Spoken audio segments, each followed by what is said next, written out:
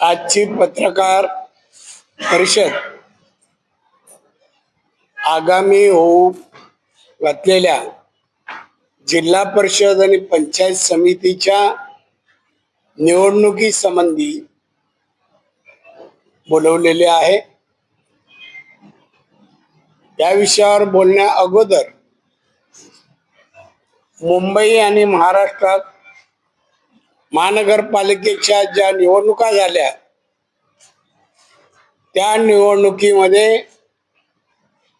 विरोधकांचा धुव्वा उडवून भाजप आणि शिवसेना एकनाथ शिंदे यांच्या महायुतीने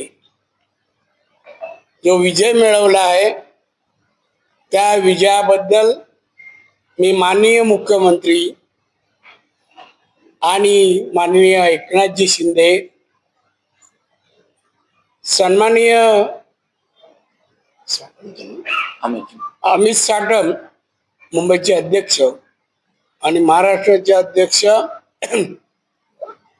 रवींद्र चव्हाण साहेब यांचं मी अभिनंदन करतो।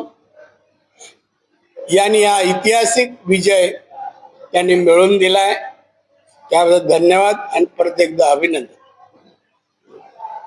आता सिंधुदुर्ग जिल्ह्यामध्ये जिल्हा परिषद पंचायत समितीच्या निवडणुका जाहीर झाल्यामुळे महायुतीतर्फे आम्ही सकाळपासून बैठका घेतो आहोत। दोन्ही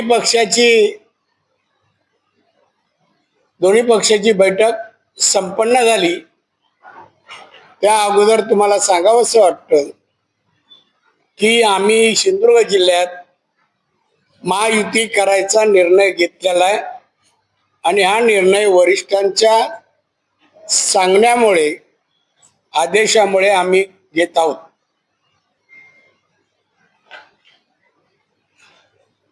आमचे दोन्ही पक्षाचे कार्यकर्ते आणि पदाधिकारी एकत्र निवडणूक ही लढवली जाणार याचा सगळ्यांना आनंद आहे आणि आपण नक्कीच या जिल्ह्यात जिल्हा परिषदेच्या 50 जागा आहेत आणि पंचायत समितीच्या 100 आहेत। इथेही आम्ही विरोधकांचा धुव्वा उडवून आम्ही विजय मिळवणार। जिल्हा परिषद पंचायत समित्या आम्ही जिंकणार असा निर्धार आजच्या बैठकीनंतर कार्यकर्त्यांनी जाहीर केलेला आहे। सिंधुदुर्ग जिल्ह्यामध्ये आम्ही प्रचार करत असताना या सिंधुदुर्ग जिल्ह्याचा कायापालट आम्ही कसा केला, पायाभूत सुविधा, रस्ते, पाणी, वीज, शाळा, आरोग्य या सगळ्याच बाबतीची पूर्तता आम्ही केलेली आहे। विमानतळ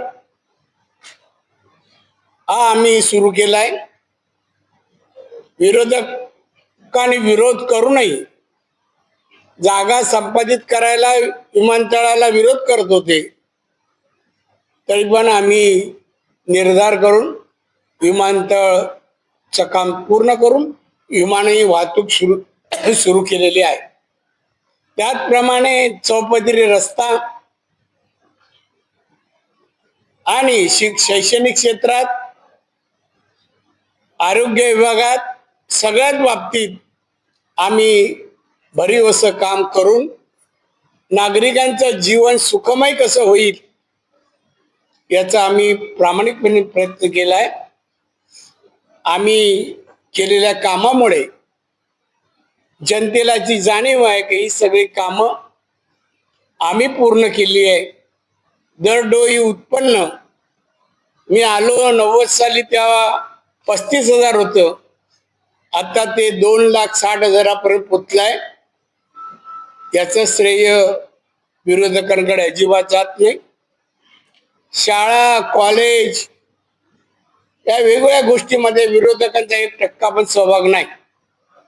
विरोधातल्या नेत्यांनी एकही शाळा, कॉलेज किंवा कुठल्याही सहकार क्षेत्रात उद्योगधंदे सुरू केलेले नाहीयेत आणि म्हणून आम्ही प्रचार या विषयावर करत असताना आम्ही जनतेच्या अनेक गोष्टींसाठी आमचा संपर्क स्थानिक कार्यकर्ते नेते सर्व सातत्याने ठेवत असल्यामुळे या जिल्ह्यात मत मागण्याचा नैतिक अधिकार भाजप आणि शिवसेना एकनाथ शिंदे गट यांचा अधिकार पोचतो आणि त्यामुळे प्रचाराचे मुद्दे विकास आहे, सेवा आहे जनतेची आणि त्यामुळे या दोन्ही गोष्टी पूर्तता केल्यामुळे आमचा विजय निश्चित आहे. तू काय बोलायचं ऍड कर. थोडस त्यामध्ये ऍड करतो की आज सकाळी भारतीय जनता पार्टीची जिल्हा कार्यकारिणी झाली साहेबांच्या नेतृत्वाखाली आणि त्यांच्या मार्गदर्शनाखाली. त्यानंतर जिल्ह्यातल्या भारतीय जनता पार्टी आणि शिवसेना या दोन्ही पक्षाच्या पदाधिकाऱ्यांची एक बैठक झाली, समन्वय बैठक. आणि त्या बैठकीमध्ये महायुतीने निवडणुका लढायचं ठरलंच, पण या सगळ्या निवडणुका ज्या आहेत ते सन्माननीय राणे साहेबांच्या नेतृत्वाखाली त्यांच्या मार्गदर्शनाखाली प्रस्ताव आल्यानंतर आम्ही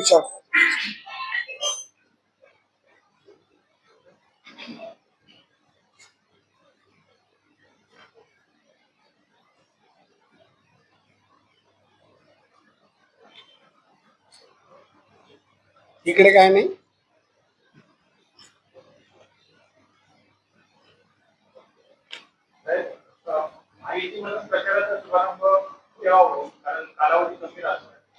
अरे उद्या दुपारी झालं, संध्याकाळी करू.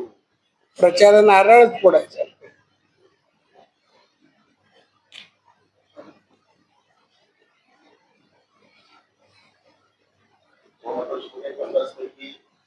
पन्नास